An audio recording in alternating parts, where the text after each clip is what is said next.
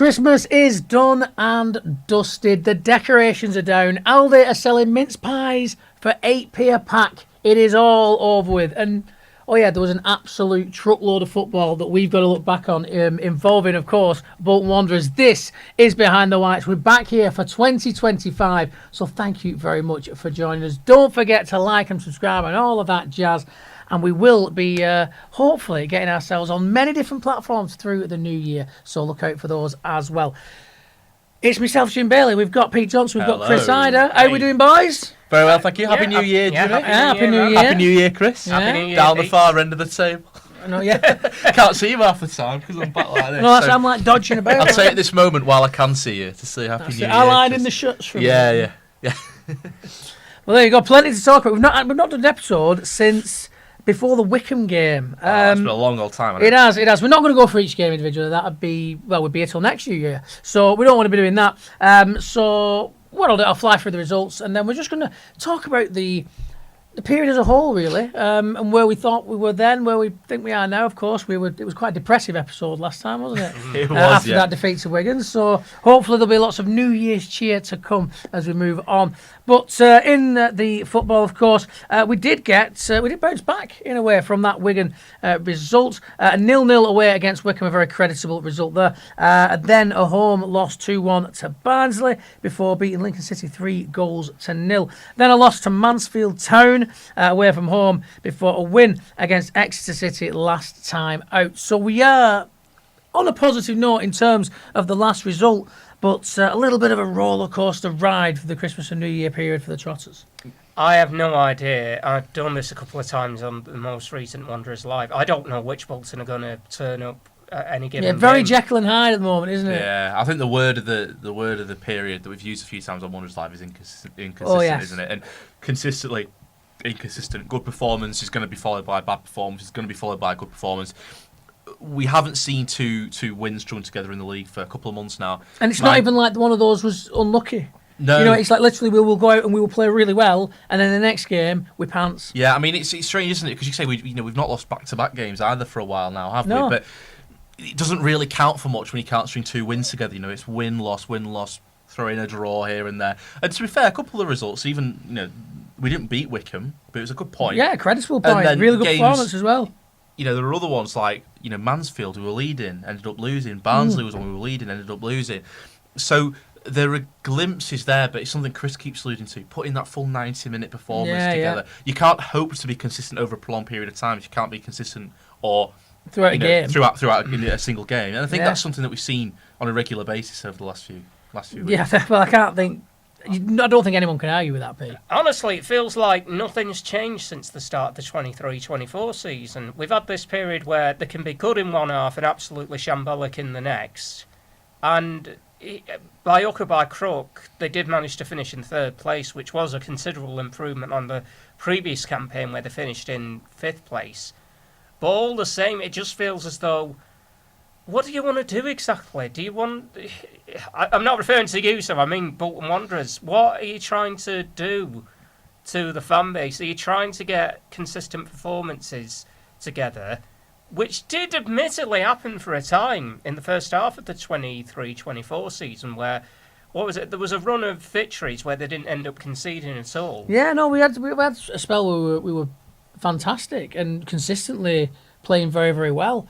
And look, I know in the 23-24 season there was a glut of games in a period where we had a big pile up of key injuries.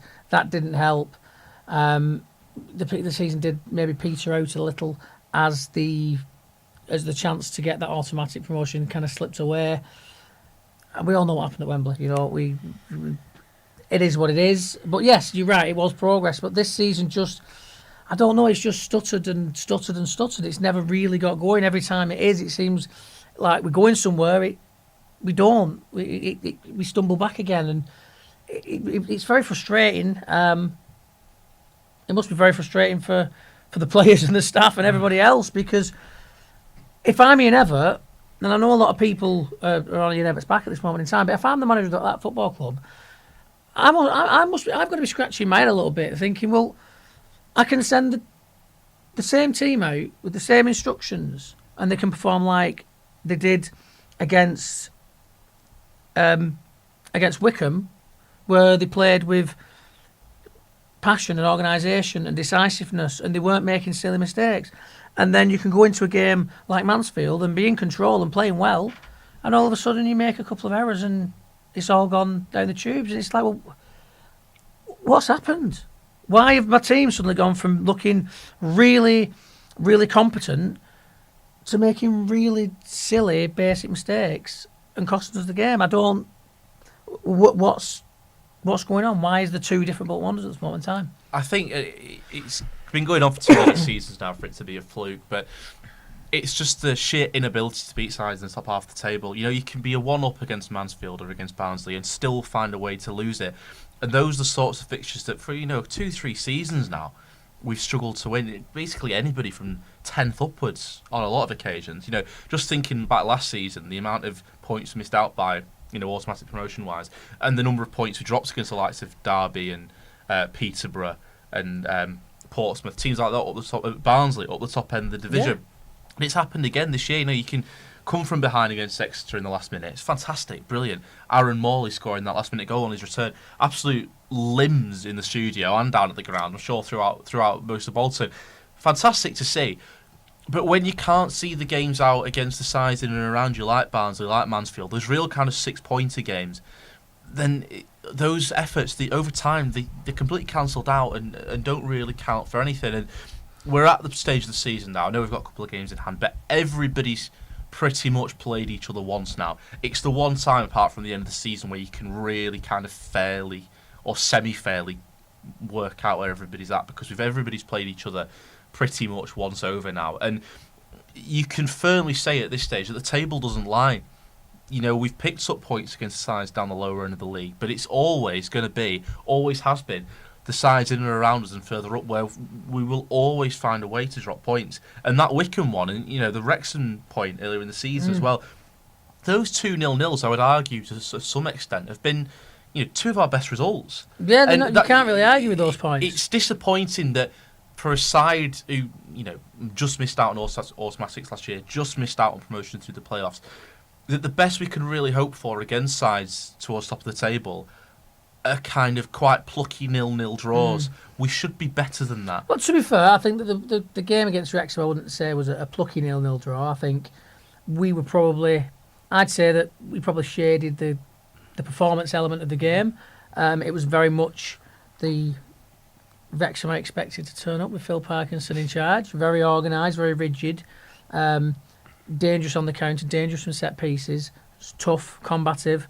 I felt we dealt with them quite well. I felt we had the better of the game, to be honest with you, and I felt that we were the ones coming away a little bit, that maybe could be a little bit frustrated that it ended 0-0 rather than being the ones thinking, well, I'm glad we got a point there. But as I said at the time, I think in hindsight, towards the end of the season, when you look back, it will be seen as a decent point, because I expect them to be well up there come the end of the season. I'm sure many people would share the sentiment that they expect Wrexham to be there or thereabouts when it pertains to the top 2 come the end of the season.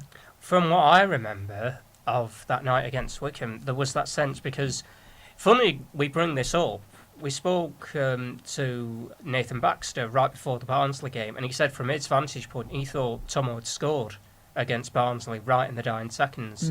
Against Wickham in the dying seconds of that game. Now, we had spoken about what Bolton going to be like. There's no George Johnston, there's no Ricardo Santos. If anything, they look better without either one of them in the defence, because it forced Bolton to defend as a team and look very good at doing so. Richard Corney, you never would have guessed he had been on a great goal-scoring vein, as he has been in the first half of the campaign. And, well, because of the fact that Aaron Morley was ineligible to play, you could tell that they were a team that looks reliant on his ball-playing ability to be able to make things happen. Yeah, and without that, I think 0-0 ended up being flattering towards them more than it did to Bolton. I felt like it was a decent point, but I think you're right on that defensive point. I think, because I said to you following that game, is there a little bit of a communication issue between Santos and Johnson, maybe? Because they don't seem to, because there does seem to be less organisation when they play together.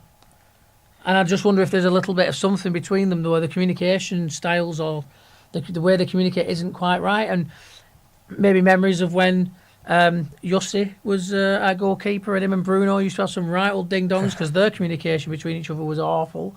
And you'd see them screaming at each other.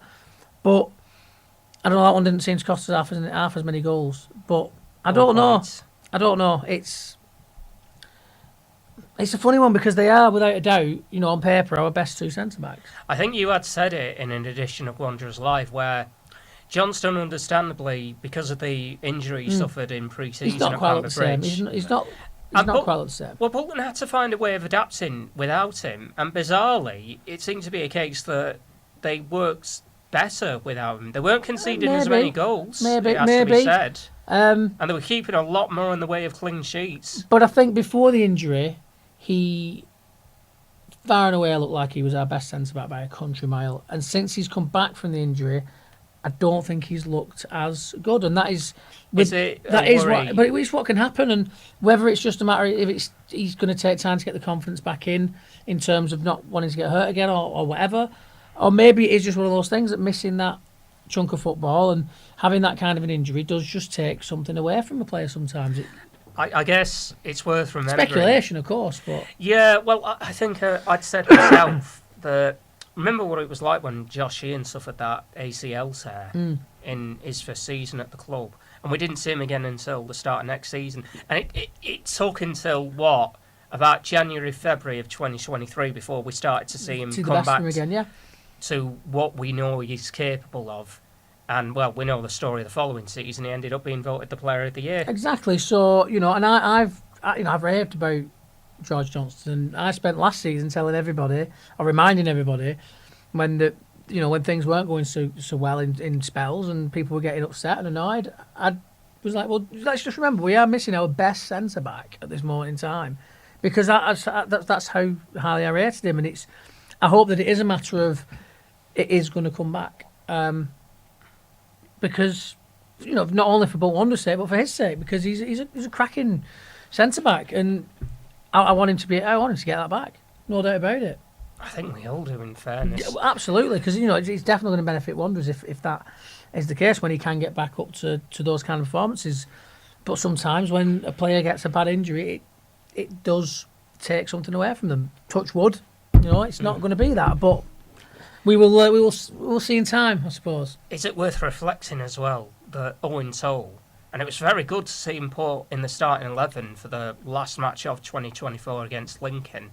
And they've had to be a bit careful about how they manage to get him back into the starting 11, because he was absent for Mansfield and for Exeter afterwards. Yeah, well, he'd felt a little bit of a strain, hadn't he? And they just wanted to not exacerbate that. And I think it was fatigue on the injury, because he hadn't, not on the injury, but on that area, because he hadn't played on it previously, or very much football previously on it since the repair. But hopefully it's nothing more serious than that. I think we do find ourselves now in a very interesting dilemma, really. Obviously, middle of the January transfer window now. There's talk about Joel Randall, hasn't there? Talk about a couple of other players as well, potentially. And the question, for me now, I suppose, that points to you two as well, is where you think the priority really is. Because we've spoken there about kind of how threadbare we are defensively, about how the return of George Johnston probably hasn't gone how we'd have liked. Owen Toll, since he got injured on international duty, obviously was out for a prolonged period. His comeback, as it were, was a little bit curtailed, like you say. But then you look up at the top end of the pitch, and all the embarrassment of riches we've got up there, and something just isn't quite clicking. I go back again to the games against the top sides of the division. If you just take the top 7, kind of from Stockport up, that's 7 games there. We've played them all. We've got 5 points against the top 7. Draw against Wickham, draw against Wrexham, beat Reading. And we've scored against, out of those top sides, how many? We scored 1 against Barnsley but lost. And obviously we scored in beating Reading, and then lost to Birmingham to 0. 2 0-0 draws against Wickham and Wrexham. Lost to Huddersfield to 0, of course. Lost to Stockport to 0. You can't hope with the defensively as we've performed this season to get anything out of these matches unless you're scoring goals the other end, because it's almost a guarantee in these sorts of fixtures that we are going to concede. and something's not quite clicking top end of the pitch. We've said a few times that maybe Ian Evatt doesn't know his preferred partnership. I think we've kind of seen now that it probably is McAtee and Collins, but and it's something that we've alluded to in Wanderers Live the other day. There's no single part of the pitch where we've got, you'd hang your hat on them performing particularly well. And again, it goes back to the consistency or inconsistency. You can't depend on the back five to have a solid game. You can't depend even on Nathan Baxter necessarily having a solid game these days, the way, the form he's in at the minute. You certainly can't depend on, McAtee or Collins or Charles hitting the back of the net regularly. So which part of the pitch do you think really needs the most work? What would click Bolton into gear better? Would it be tightening up defensively, or would it be adding more goals to the mix? I think that we will see people leave, and that's where it'll all fit together, because the couple of players we've been linked to thus far, obviously Joe Randall. That's again, it's not happened yet officially. There's been lots of talk. It seems like it's probably going to happen, but we've had nothing convinced. We've had nothing specific through yet. I saw we'd also been linked. Is it with the Finnish? Yeah, with the Finnish lad, Finland, yeah. Whose name I'm trying to find on here right now. There we go. Jonas Threkelsson or something like that. Thurkelson. It's probably pronounced that horribly wrong. Apologise if you're watching, Jonas. Don't let it put you off. Jonas. But midfielder. They're both midfielders. How many midfielders do we want to have in the squad? There's so many midfielders. Well, again, so there must be people that are looking to be moved on. I don't think it's just that. Especially when you think about Morley coming back into the team, straight into the starting lineup, bags a goal. Unless we get it out, not one of those offers that's too good to turn down, that it makes our valuation of a player. Because let's be honest with you, every team that's not called Birmingham in this division has a valuation for a player that means you can purchase them.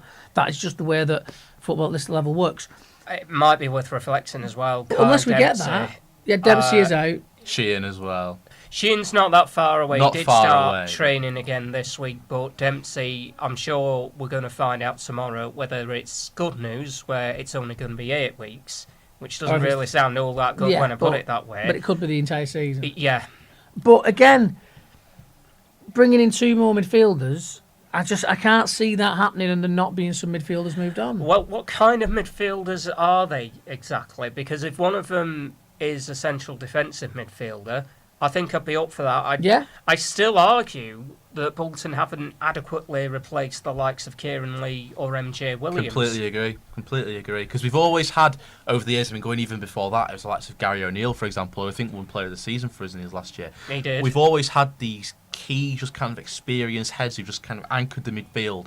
And they've just been a calming presence, which sounds quite simplistic, but there is no calming influence in that midfield at the minute, and there hasn't been for quite some time. And I thought maybe back at the start of the season that Scott Arfield would play that role. It hasn't transpired for whatever reason. He's been played out of position when he has been playing. Most of the time he's not been on the pitch at all. It's not really worked out for him in any way, I don't think. And you're right, Chris. I think that is possibly the most important signing we can make. I said before about not looking great shakes defensively, not necessarily having the firepower up front, but I think if you compare last season's or the season before squad to this one, I think the biggest omission or the biggest difference you would see is that lack of a holding midfielder or an experienced head in the centre of the park. So I don't know if Joel Randall or this Swedish lad, I presume not, with full respect to him, has necessarily got that. Well, they are quite young, bank of experience. aren't they? Yeah.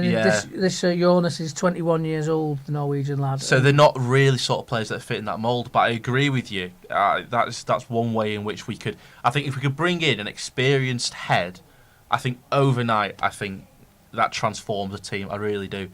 Because you get that kind of a player, and it can become, it gives the defence a little bit of extra shield as well, doesn't it? But the thing is, as well, if we're only going to play, if we're playing the formation we play with the wing backs, you're only looking at 3 midfield roles there. Yeah. So are you going for a holding player and 2 pushing forward? In which case, who are you playing where? Because realistically, Molly's just come back in. Unless he goes out again, unless he leaves the club. You'd imagine he's going to have to play him. He's going to, because it seems there's no point bringing him back in if he's not going to play him. So he's got to be given an opportunity, especially after coming on and scoring, not coming on, starting the game and then scoring the winning goal. You damn straight he starts again. You're not dropping your captain, surely. No. Thomason's going to play. So then when Sheehan comes back to full fitness, where does he fit in if you've brought in some, it's got to work. So there's got to be a balance, and maybe there's a lack of balance at the moment. Maybe we've got too many players that want to try and get the ball forward.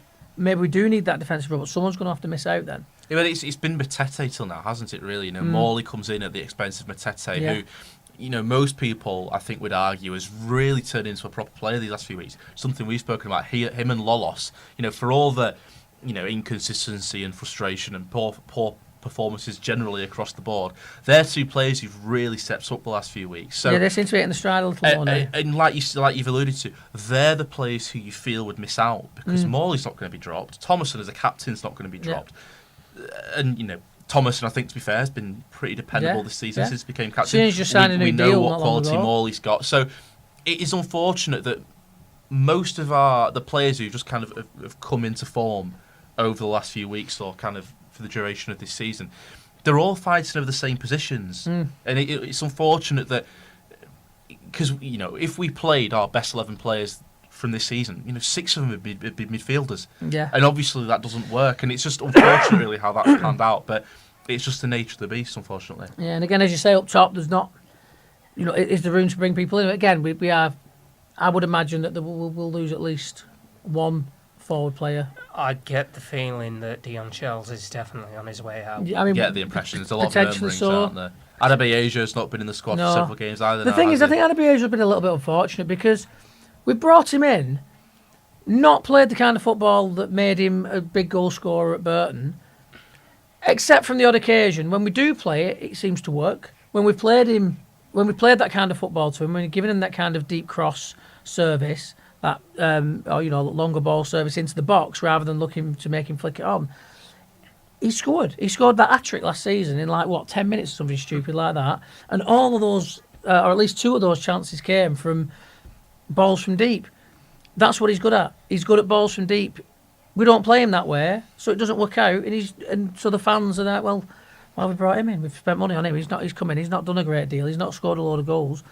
Well, yeah, because we've come in and said, right, you're really good at that. It's not what we do. Yeah, and I think. Yeah, so what's the point? Bring someone in that can play the style of football you want them to play. The whole point of, the whole advantage supposedly of having a manager for such a long period, and for the faults of consistency. He's got a plan, and he's recruited players around this plan, and when you bear that in mind, that Bolton's whole transfer policy and transfer strategy over the last few seasons has been to recruit players for this particular brand of football. It's incredible how many players have come in who actually aren't really that suited to this brand of football. Adebayo is a key example. You could point to a couple of others probably as well. Aaron Collins for a time. McAtee probably the first. Well, I think Aaron Collins, when he gets played out in a wider role of that front three, I think he's much better than when he plays centrally or when he's dropped in behind. I think because he can cross a ball, but he also, the goals when he seems to score those long range efforts, a lot of them tend to come from him getting the ball out wide and cutting inside and finding his opportunity to open up and bang one in from distance. He doesn't have as much opportunity to do that as an out-and-out striker or as the man in behind because he's already central. He's then got to push out wide and try and bring it back in rather than cutting inside and having that open up for him. So maybe if there were some changes up top, maybe we would see him out wide a little bit more, and if we had somebody else to play in behind, which is where one of these attacking midfielders could come in. Potentially. Yeah, I mean, I think maybe change it a little bit. Yeah, we talk about the transfer strategy there, and obviously headhunting players for a particular system, which I think probably overall has been the strategy, hasn't it, over a period of time. But maybe there's an idea of changing a few things up. There have been other options. It seems a little bit too rigid for me, that, because you look at, Adebayo was one of the best players in the league when we signed him. Was bagging goals for Burton. Same with Aaron Collins at Bristol Rovers, and he's actually slightly different because it's starting to click a bit more. Yeah, and I think Collins has had a decent return this season. McAtee was one of the best players in the league last season at Barnsley. Again, changed a little bit because he seems to be working from a little bit, but some of these signings we've recruited, not necessarily because they fit the system, but because we've seen them play well elsewhere.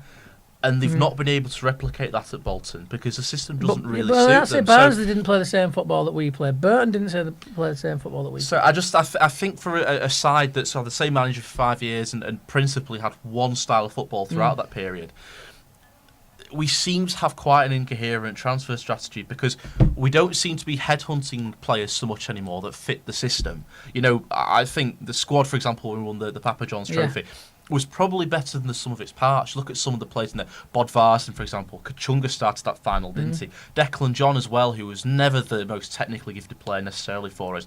But there were players who, in a system where they were all in the right positions, that they knew how to execute properly, it was a proper team. And that's been lost slightly, you know. Aaron Collins, John McAtee, they're better players than Kachunga or Bodvarsson. You know, Shabby Sean, for example, Osei Tutu are better players than, you know, the likes of Gethin Jones, for example, who played wing back for a lot of that season, Declan John. But player for player, we've got a better side, but they just don't seem to quite have the same coherence. Nicely onto the same system, which then comes onto the manager because, you know, he signed these players and he's just not making it work. There's a reason why he's brought them in. Either he incorrectly believed that they could fit into this system, or now he's got them and seen that they don't fit into this system. There doesn't seem to be much adaptability or scope to try and integrate them in. I think that there's definitely an argument for that with a good few of those signs. I think Bodvarsson was unlucky because it was his injuries, which was always going to be a risk with a player that you when you look at his injury record. I think that's why Wrexham, it doesn't seem like a bad signing for Wrexham because they've got the finances to have a player that's a little bit of a luxury in terms of, well, if he's not fit, he's not fit. Whereas we're not really in that position. I'd have loved to have kept Bodvarsson, but he just wasn't fit enough. But I'd also say Aaron Collins I think Aaron Collins can work in this system. I think it's just you've got to play him a little bit wider.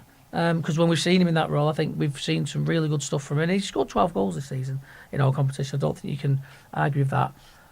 But I think that overall, you're right. It just doesn't hang together properly, does it? It doesn't seem as cohesive as it was in that run and in that season. I think I remember questioning him last week because this is Ian effectively Ian Everett, where I said you've got a full week of training to look forward to after Exeter. Could you use that time to do a couple of variations on the style of football that you like to do? And I don't know. It seemed to me from the answer that he gave that it was kind of, this is my plan. I'm sticking to it. I mean, look, I suppose on one hand, fair play for, you know, sticking to your guns and being like, no, I believe in this and it's going to work. But I just think that there's a big part of not just football management, but of life in general that is adaptability, and it's very important because one size doesn't often fit all in any element of life. And in football, it's probably a really good example of that because unless you are a Manchester City, where you've got all the riches in the world to bring in all the best players you can possibly find, and you aren't going to find the quality of player to me that you can play just this is our brand of football and it will beat everybody. Signings. You know, Adebayo at the time was possibly the best, most informed striker in the league, as was Aaron Collins. John McAtee, of course, fantastic for Barnsley last year. We've gone a bit more big time. We've gone for these statement signings, whereas before we were just going for those shrewd little buys. Yeah. So you can see how the transfer and there's more pressure changed. on a signing when it There comes is. in with, you know, like with Dan, it's a matter of, well, he came in for free, so if it doesn't work out, it's not the end of the world. Whereas when you're bringing a player in for, what was it 750,000? It was rumoured For Collins. and was it 500 grand for Adebayo? Yeah, around about that for Vic, So, yeah. At League One level, when we're Bolton Wanderers and we're a club that we know has to cut our cloth, it's a lot of money for players that don't come in and work out. Now, to be fair, I think Collins is working out, and I don't think that the trouble. I don't think you can really point the finger at Aaron Collins. There's a few players I think that you could say that about as well. I think that the problems are organisationally at the back. We concede too many goals, and sometimes, and in the final third, we struggle with that final ball in. And I think that if we put Collins out wide more often, I think we'd get more from Well, you saw the that. final ball in and him cutting inside and unleashing. you saw that opener against Lincoln. Bolton looked good, but it was that same problem of, well, they're good at getting forward, they're just not getting it right. And then Collins cuts in from the right, unleashes a shot from outside the area, beats the keeper, puts Bolton 1-0 up, and from there on, there's no problems. Definitely aided by the fact that Ethan O'Hearn of Lincoln just decided... Well, there's no need to laugh about it. Just decided he wasn't having the ref's decision. Yeah, it was just such a crazy way to get sent off. I mean, you've got booked for the centre to start with, so the whistle goes and you're up charging up to him, shouting in his face again. Just ask him for... It's like he was like, I can't be bothered with this. I fancy an early shower and get home, me. Potentially, he might have thought, well... Was it the night of the Strictly final, that? Maybe, yeah. No. Maybe wife were like, you need to be back for Strictly. It was... Not pausing it, watching it live. It was the last game of 2024, so I'm going to say it's an excuse. He probably thought... Had New Year plans. Yes. Yeah. There we go. Yeah, I mean, the thing with Go that get game back for was... Jules Holland, mate. The thing with that game was, that was certainly one of the best performances this season, because, and I think the red cards in a way was almost unfortunate for Bolton, because you can look at that and say, oh, well, we were really helped out by the red card, but we were already winning at the break. Yeah. We were massively... How many times have we seen that, though? Yeah, but we were massively in control of that game, and when they went down to 10 men, we saw it against, was it Cambridge went down to 10 men against us? Yeah. And then we ended up conceding and drawing that game. So we have seen it, teams go down to 10 men, and then we fall apart slightly. But I think if that had stayed 11v11, and I every chance would have won that game 3-0. And I think there's nothing really then that you can use to detract from it. Yeah. So I think people look at that and say they got the red card at half time, and I think that unfairly detracts from what was one of our best performances for quite a long time, I think. To be honest, I think that was the first full 90-minute performance of the entire campaign. Yeah, it wouldn't surprise me. To be honest with you. I kind of felt, finally, I've got exactly what I wanted. Well, three things. Bolton winning, keeping a clean sheet, and playing a full 90-minute performance. You could argue the Wickham... I wish I'd seen that game against Mansfield, but there we go. Yeah, absolutely. You could argue the Wickham game was a good performance for the 90 minutes. But we didn't get the win there, did we? So it sticks out in the mind less. Well, I suppose so. I guess you mentioned Cambridge, and Barnsley to a certain extent did happen where you felt as though once Bolton went ahead, surely they're going to get a second just to make it a little bit sweeter. It didn't happen. They ended off sitting back, and Barnsley, like Cambridge did, punished Bolton for it, but the big difference was Barnsley decided after getting the equaliser, we're going to have another. Why not go and get the 3 points? That's what they did. And it's safe to say Darryl Clark might have been in danger of being pushed to the cliff edge, but if anything, that victory's ended up leading Barnsley on to good things. They've ended up winning the first 2 home games at Oakwell, which is not bad considering how much of a stinker they had at their own place in 2024. It feels as though that result has ended up doing them the world good more than anything. Come to Wanderers, we'll sort out your season. Mansfield,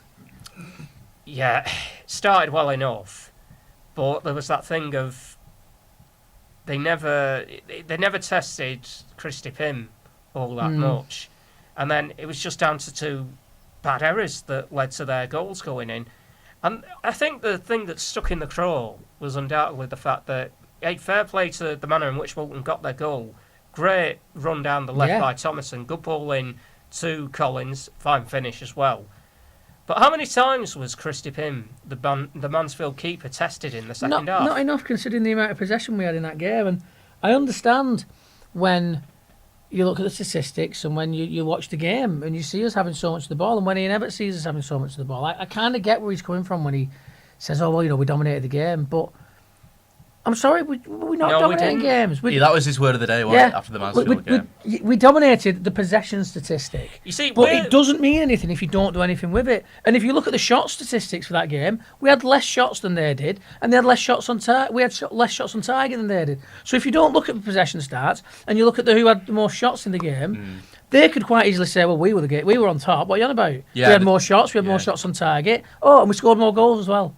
Like, yes, possession's great, but having a load of possession in your own half, and maybe the first half of their half, or in the defensive third and in the central third, and then getting into the final third and just not doing anything with it, it does. Who cares? You might as well have 100% possession and the other team never touch the ball. But if you just keep dinking it around the area and no one ever shoots or no one ever puts a ball into the box, it's going to end 0-0.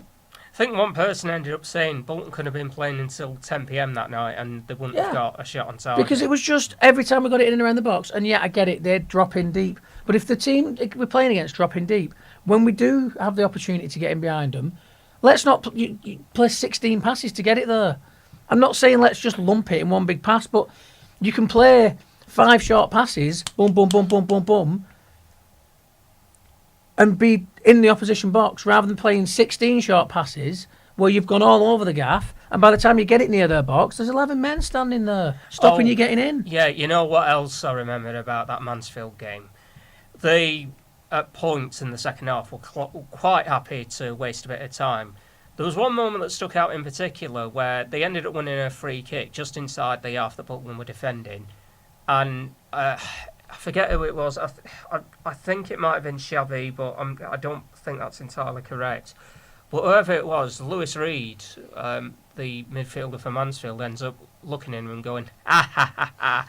That kind of, they're very happy to really just poke you at any given opportunity. And Bolton don't seem to have any player go, you want to mess with us, you mess with all of us, all right. And that's something that, when we talk about that defensive midfielder, I'd love someone who comes in and is a bit of a git, to be honest with you. I want someone who ain't scared for boot someone 10 foot up in air. And I know that, people say, oh, well, Thomason kick. Yeah, but Thomason's not, for me, he's not a dirty player.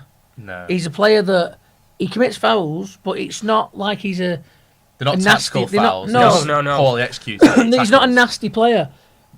I think we need someone who's proper nasty. A Roy Keane-esque, kind of attitude of because that's the kind of player that gets you fired up. You want the kind of player that every other team in the league hates him, but you love him because he's your git, he's your sod, he's your player that winds everybody up and puts people off the game and frustrates people. The likes of a Robbie Savage, who I absolutely despised, but if he played for Bolton, I thought he was mint because he was so effective in what he did, which was wind other players up, and a decent player as well, to be fair. But that kind of player. And I think that Luke O'Connell fits that mould. And there's been a lot of rumours about him coming back to the club. It feels like that's gone quiet since the start of the month. It's certainly gone quiet since the start of the month. But I genuinely would be well up for that because he's that kind of player who'll come in and he will wind up the opposition fans and he'll wind up the opposition player and he'll wind up the opposition manager. He'll probably wind up the opposition manager's wife and kids as well. He gets everybody wound up. He doesn't mind kicking somebody. He'll get a bit of, give it a bit of chirps in the ear. He's a sod. And we need someone like that, I think, just to grit up and to have it so that when, like Chris says, when they're doing that time wasting stuff, you've got someone there that can get up in the face and put them off what they're trying to do and just put them off the game. I don't think we've got anybody that's just that kind of person. One thing Bolton do have now, and I'm hopeful he's going to stick around for a little while, is, you made a mention of the Mansfield game where they were in the final third but trying to do 16 passes together. And then ever so often you get a direct pass in there that bamboozles the back line, or in the case of Exeter City, the goalkeeper Joe Whitworth, and before he realises what's happened, it's bounced over him into the back of the net and it ends up being the winning goal. I was very happy to see Aaron Morley recalled, put in the starting 11 right away, and I've got to be honest... It was written, wasn't it? Yeah. It was written in the stars. I don't know what we were worried about here. I tell you, turned me out in the office I was, and then that happened, and afterwards I just remember thinking, well, I should have known. I should have just been sat there very calmly telling everybody it doesn't matter because Morley's going to score a 90th minute winner, and he didn't. It's not even a shot. Yeah, I mean, the thing I loved about that is because obviously I follow a lot of German sports pages as well. Even made it onto German sports pages. Aaron Morley scoring twice in a week for different teams against Exeter. Yeah. It was just that kind of ridiculous story. When you winning think about goals it, as well. It was kind of bound to happen, wasn't it, really? It's absolutely. So ridiculous. It was just kind of written in the stars. Honest to God, I don't know why I didn't put money on it. Yeah. I don't know why I didn't put money on Bolton to win, Morley to score. Well, for the same reason I didn't put Little Earth to win 7-3 in the World Well, Darts yeah, final yeah. against Van Gerwen, because if he had done it, it wouldn't have happened. But that's very true. That's very true. I'd have ruined it. So there you go. You got me to thank for that one for not putting a bet on. My bank manager's well chuffed. Yes, indeed. Anyway, the women have been in action, haven't Yes, of course. Plenty of men's action, only a little bit of women's action. But To be fair, it's the first time they played in, 3-4 weeks or Yes. something. They have a proper Christmas break and the men don't. yeah, You know, well, that's fair the enough. simple way of putting it. Fair enough. But I'm quite alarmed at the fact that we've got a women's game to talk about at all. Yeah, well, Fair play for getting that game on, because up and down the country, games have been falling to the weather, and no shocks, no surprises whatsoever. It is absolutely freezing. It's been snowing. It's been icy. I'm surprised they got a game on, but they get a game on. They did. they were quite lucky because you know what it's like travelling up the M6. It can be difficult, even Well, at the best of times. As a passenger, generally, Chris, it's quite nice. All right, fair enough. Kick back. But it took them a little bit longer than it should have done to get up to Workington, so they said, fine, we'll kick off more or less when you do turn up. I think it was a 3:15 start. It was meant to be 2 p.m, but it was around about 3:15. Didn't really matter in the grand scheme of things. They ended up winning 4-1 in the end. Neshad Gordon scored twice, and just as sweet, you ended up seeing Madison Hartman and Faye Knox also figuring as well. Good little 4-1 victory, and 12 out of 12 for the league. Yeah, 12 games, 12 wins.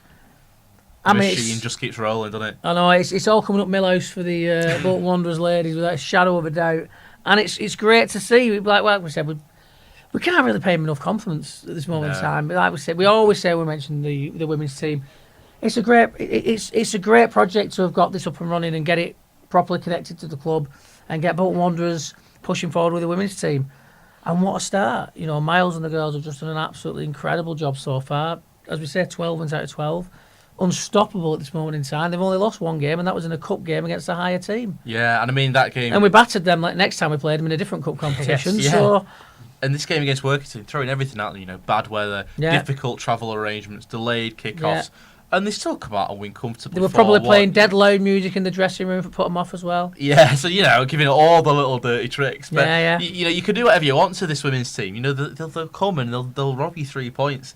It's just there's nothing that we've seen this season so far. It's just 100% record is That's domination. That is domination. Whisper it quietly though, but there's throw whatever you want at them, chuck it whatever you want at them. They're not. That's domination.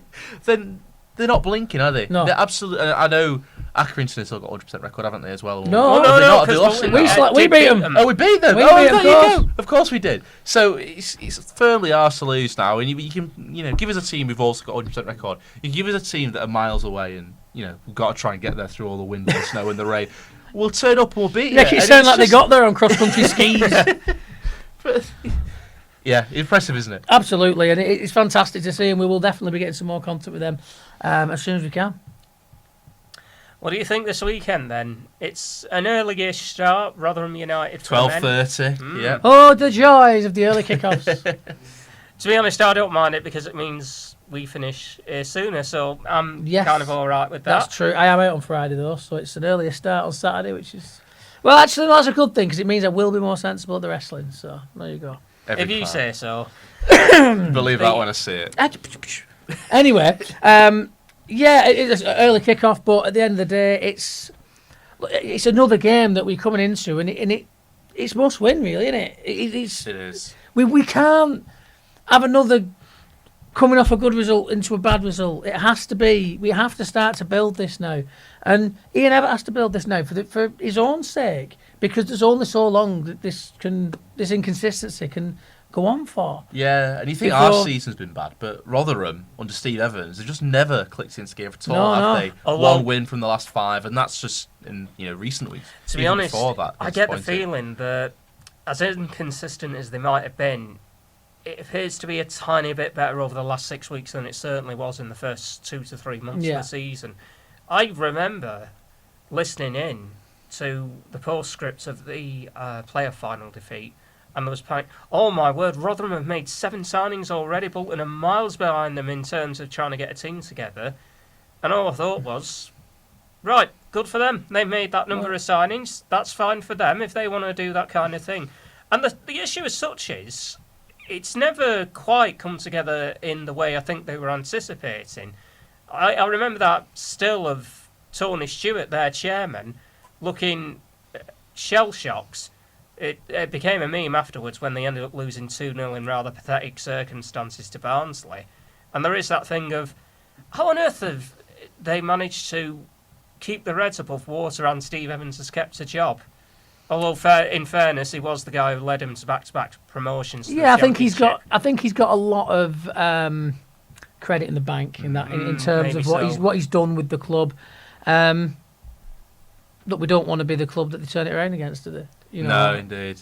Well, I was going to say, we don't know when we're going to face them again. I know it's penciled in for the 22nd of March, but that's an international break, so the likelihood is the chances are that's going to be rearranged. You'd imagine so, but I think it's one of those. They've looked rough, but that doesn't necessarily mean anything in terms of us turning up there. So. Especially when you consider that we won our last game, and we know that exactly. So. But it's got to change at some point, and hopefully this is the point where it does. And Rotherham is a team where you'd imagine that you look at and think, well, there's someone we can go and we can get a result, and we can get this monkey off our back in terms of winning a game, losing a game, winning a game, losing a game. We win a couple on the bounce, and maybe it brings that confidence. Wait, I've got to bring this up, Pete. Whatever you do, don't look at the stats of Rotherham Bolton when Bolton go there, for your own sake. And that goes for you too. Oh, God, right. Well, there you go. But hopefully we're going to turn that around as well. However, if it ends up going all right, then I say, go ahead, just look at the stats and then realise that it means absolutely nothing. Well, yeah. And then the women on Sunday, back on home soil at Atherton Coles Place, they play Fleetwood Town Wren's reserves in what should be a fairly winnable game, I'd imagine. Well, I mean, every game's a fairly winnable game for Bolton Wanderers ladies. We will... Well, I imagine we will be talking about another women's win on next week's show. It's a funny old game. You never know. You can't ever look past your next game. But the way the women have been going, I think as fans, we can be optimistic. Yeah, we can count on them putting in a performance, can't we? Yeah. Even if we can't with the lads on Saturday lunchtime. Yeah, well, I'll be very nervous about that one. But not so much on the Sunday. No, I think that'll be probably another 3 points. Keep that 100% record going, and march on towards promotion. Hopefully. It's open. There you go. Is that about all we've got? That's all we've got, isn't it? There you go. All nice and concise, and not as depressing as the last episode. No, we've really turned it around. Well, even though the results necessarily haven't necessarily, we've certainly lifted the mood. We've had Christmas. We're full of 8p mince pies. We're laughing. But there you go. Do join us again for next time's episode. Do join us again for next week's episode. And, of course, do like, share and subscribe. And whatever you do, stay behind the whites. See you next time.